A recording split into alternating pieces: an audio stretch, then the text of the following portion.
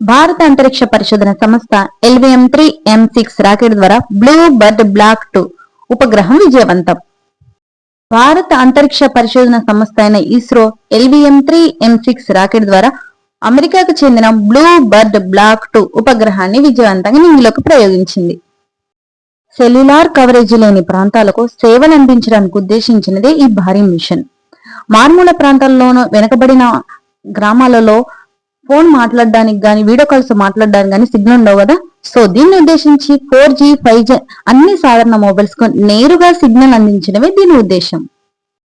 ఈ రోజు ఉదయం 8:55 LVM-3 M6 రాకెట్ ద్వారా బ్లూ బర్డ్ బ్లాక్ 2 ఉపగ్రహం శ్రీహరికోటలోని సతీష్ ధావన్ స్పేస్ సెంటర్ నుంచి విజయవంతంగా ప్రయోగించారు.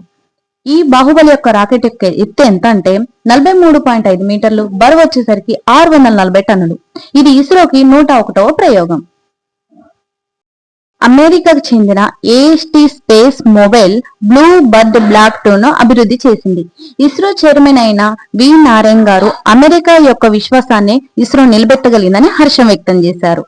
ఇంకా లాస్ట్ ఫైనల్ గా ప్రౌడ్ ఆఫ్ మై ఇండియా. జై హింద్.